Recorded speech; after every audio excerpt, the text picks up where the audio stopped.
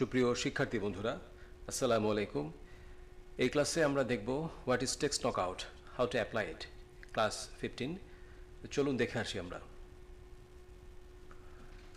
ইতিপূর্বে আমরা দেখেছি বা গত ক্লাসে আমরা দেখেছি যে টেক্সটের উপরে কি করে গ্রাঞ্জ অ্যাপ্লাই করা হয়।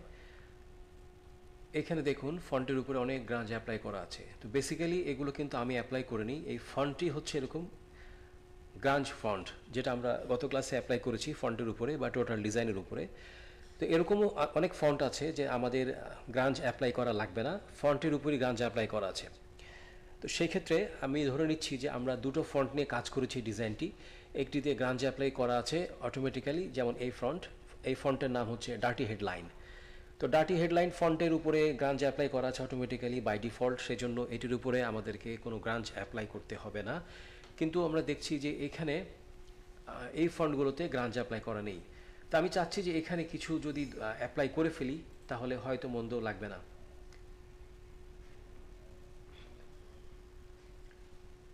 তাহলে আমরা এখানে একটু গ্রাঞ্জ অ্যাপ্লাই করে দেখি যে ইন্ডিভিজুয়ালি টেক্সটের উপরে আমরা কোনো গ্রাঞ্জ অ্যাপ্লাই করতে পারি কিনা। এটিকে বলা হয় টেক্সট নকআউট। নকআউট মিন্স দেখুন জায়গা জায়গা থেকে নাই হয়ে আছে, এটিকে নকআউট বলা হয়। তো আমি এখান থেকে নকআউট করে দিব। তো সেটি আমার মন মতো ডিফল্ট ঠিক না, কাস্টমাইজড করে নিব আমি আমার মতো করে। তো সেই ক্ষেত্রে আমাকে এটি ব্রাশ এফেক্ট দিয়ে করতে হবে। সেই জন্য আমি keyboard shortcut B, that means এই ব্রাশ টুলটি সিলেক্ট করে নিলাম।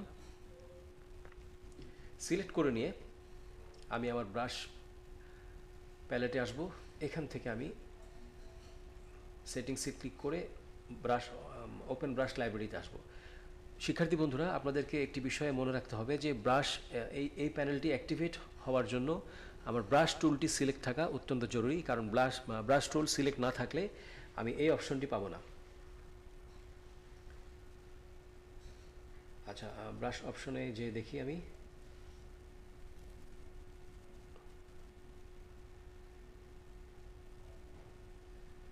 ওপেন ব্রাশ লাইব্রেরি, এখান থেকে দেখুন ভেক্টর প্যাকেজ।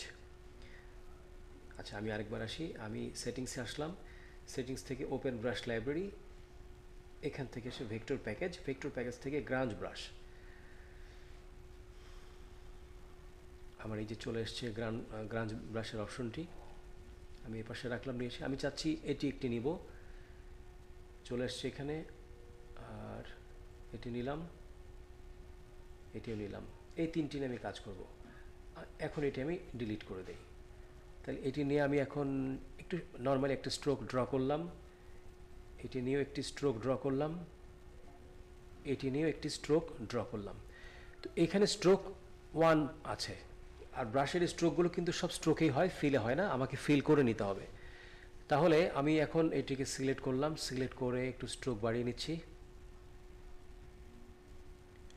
এটিকেও সিলেক্ট করে স্ট্রোক বাড়িয়ে নিচ্ছি। এটা আমার মন মতো আমি করব, যেটা আমার সুইটেবল মনে হয় আমি সেভাবেই করব। এটির কোনো ধরাবাঁধা নিয়ম নেই।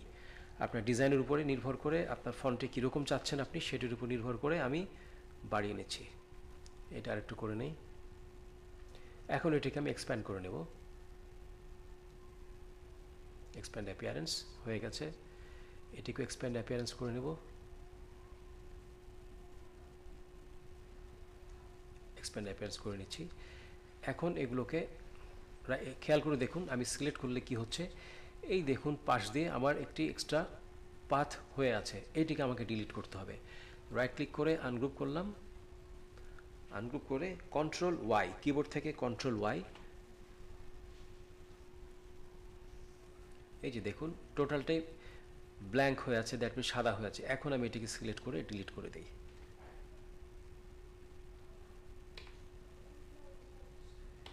এইভাবে এক্সটার্নাল পাথগুলো ডিলিট করতে গেলে কন্ট্রোল ওয়াই দিয়ে করতে হয়, করলে সুবিধা বেশি, না করলেও যে আপনি ডিলিট করতে পারবেন না, নট দ্যাট। আমি আবার কিবোর্ড থেকে কন্ট্রোল ওয়াই দিয়ে চলে আসলাম এখানে। তো আমি কিবোর্ড শর্টকাটগুলো লিখে দিব ক্লাস শেষে। এখন এটিকে আমি কন্ট্রোল 8 দিয়ে কম্পাউন্ড করে নিলাম। এটিকে একটু সরিয়ে নিচ্ছি, এটিকেও কন্ট্রোল 8 কিবোর্ড শর্টকাট, অথবা আমরা কম্পাউন্ড ইতিপূর্বে করেছি, আবার দেখে আসছি, এই যে কম্পাউন্ড। তো আমি এখন কিবোর্ড শর্টকাট একটু বেশি অ্যাপ্লাই করব, কারণ আমরা টি শার্ট ক্লাসে ঢুকে গেছি, দ্যাটস ওয়াই আমরা কম্পাউন্ড করে নিলাম। আমরা কিবোর্ড শর্টকাট ইউজ করে করে কাজ করব। তো এখন আমি চাচ্ছি যে এইটির উপরে আমি অ্যাপ্লাই করব। তো এইটিকে গ্রুপ করে নিলাম, আনগ্রুপ করে নিলাম, কন্ট্রোল শিফট জি, আনগ্রুপ করে নিয়ে কম্পাউন্ড করে নিচ্ছি কন্ট্রোল 8। তাহলে দুটি কম্পাউন্ড লাগবে। আমি যেটিকে টেক্সট নকআউট করব সেটিও কম্পাউন্ড করতে হবে, এবং যেই অবজেক্ট দিয়ে কম্পাউন্ড করব নকআউট করব সেটিকেও আমাকে কম্পাউন্ড থাকতে হবে। আমি আবার বলছি কম্পাউন্ড করতে হবে, এখন কিন্তু ইউনাইট করলে হবে না। টেক্সট নকআউটের ক্ষেত্রে আমাকে কম্পাউন্ড করে নিতে হবে। এখন আমি এটি ব্ল্যাক কালার করে নিয়ে একটু প্লেসমেন্টে যাচ্ছি যে কেমন হয় দেখার জন্য। এটি কিন্তু আমি একদম এভাবে রাখবো না, তাহলে খারাপ লাগবে দেখতে। যতটুকু না হলেই না।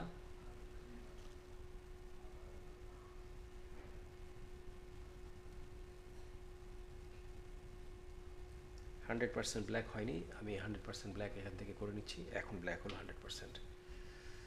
ওকে, এগুলোকেও ব্ল্যাক করে নিচ্ছি। কিবোর্ড শর্টকাট আই, মানে আই ড্রপার টুল, এই ব্ল্যাকটি নিয়ে নিলাম বিকজ অফ এটি 100% ব্ল্যাক। অথবা আপনারা সিলেক্ট করে এখানে ক্লিক করেও ব্ল্যাক করে নিতে পারবেন।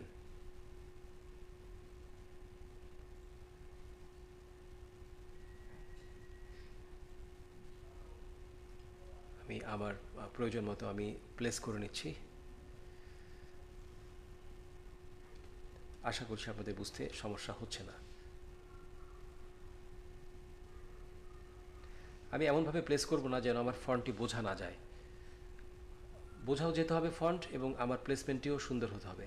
এভাবে টেক্সট নকআউট করতে হয়।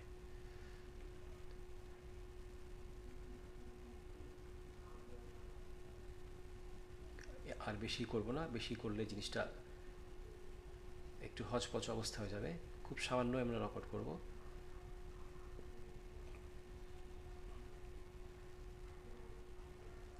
এ পর্যন্ত থাকলাম। এখন এই সবগুলোকে সিলেক্ট করে আবার কম্পাউন্ড 8, মানে কম্পাউন্ড করে নেব কন্ট্রোল 8। কম্পাউন্ড বারবার কেন করতে হচ্ছে, একটি গ্রামার বলে দিই আপনাদেরকে। সেটি হলো কম্পাউন্ড সবসময় দুটো অবজেক্টের উপরে অ্যাপ্লাই করা যায়।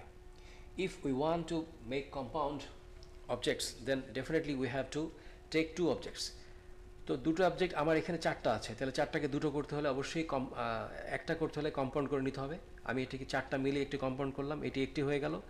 এবং এখানে অসংখ্য ওয়ার্ড আছে, সবগুলো ওয়ার্ডকে আমি আনগ্রুপ করে কম্পাউন্ড করে নিলাম, তাহলে এটিও আমার একটি হয়ে গেল।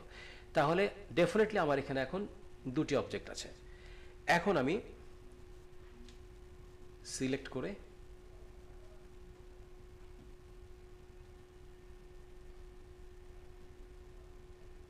মাইনাস ফন্ট,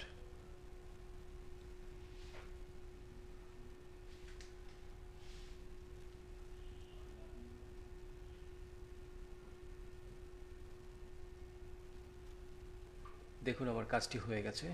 আমি একটু জুম করে বড় করছি, বাইরে নিয়ে এসে দেখছি আমি, দেখুন এই যে হয়ে গেছে। এটি হচ্ছে আমার টেক্সট নকআউট। এভাবেই আমরা বিভিন্ন ফন্টের উপরে নকআউট করতে পারি। তবে এই মুহূর্তে আপনাদের যে নকআউট করি সব ডিজাইন করতে হবে, নট দ্যাট। এটি প্র্যাকটিস করে থাকা ভালো। পরবর্তীতে ডিজাইন করতে যেয়ে এইরকম গ্রাঞ্জ ফন্টের সাথে যদি আপনাদের প্রয়োজন হয়, আপনারা তখন টেক্সট নকআউট করে নিতে পারেন। এটি আরও ভালোভাবে প্লেস করা যায়। আমরা চাইলে একটি গ্রাঞ্জ এফেক্ট নিয়েও করতে পারি, এটিও নকআউট। এখান থেকে নিয়েও আমরা কাজ করতে পারি। তো আমি যেহেতু আমার এখানে একটি ইলাস্ট্রেটর ডিফল্ট অপশন দিয়েই রেখেছে, সেই জন্য আমি এটির ব্যবহার দেখালাম।